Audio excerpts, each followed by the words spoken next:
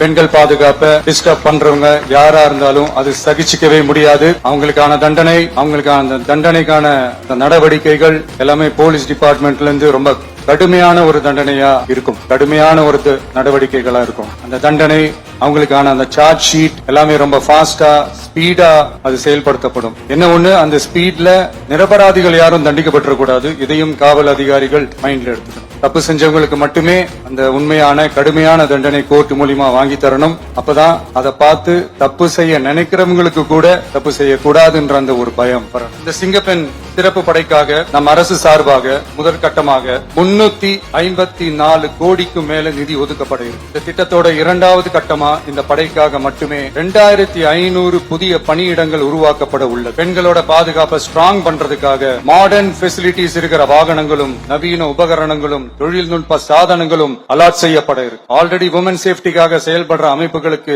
Additional strength and சப்போர்ட்டா இந்த சிங்கப்பெண் படை செயல்படுங்கிறத மீண்டும் வலியுறுத்தி சொல்ல விரும்புறேன். பெண்களுக்கு எதிரான குற்றங்கள் நடக்கிறதுக்கு முன்னாடியே அதை தடுக்கிற காவல் நடவடிக்கையில இந்த படை முக்கிய பங்கு வகிக்கும். ஃபீல்ட் ஒர்க்ஸ் அண்ட் பிரிவென்டிவ் ஆக்ஷன்ஸ்ல இந்த படை ஈடுபடுறதால அனைத்து மகளிர் காவல் நிலையங்கள் எல்லாம் வழக்கு விசாரணையிலும் குற்றவாளிகளுக்கு தண்டனை வாங்கி தர்றதிலையும் இன்னும் அதிக கவனம் செலுத்த முடியும். பெண்களை ஃபாலோ பண்றது, பாலியல் தொல்லை தர்றது, டார்கெட் பண்ணி திரும்ப திரும்ப தொந்தரவு செய்யறது, பெண்கள் கடத்தல் முயற்சி, பப்ளிக் பிளேஸ்ல அசிங்கமா நடந்துக்கிறதுக்கு பஸ்ல தொல்லை தர்றது, கூட்டத்துல பெண்களுக்கு தொல்லை தர்றதுன்னு இது மாதிரி தப்ப தடுக்கிறதுல ரொம்ப முக்கியமா இந்த சிங்கப்பெண் படை செயல்படும்.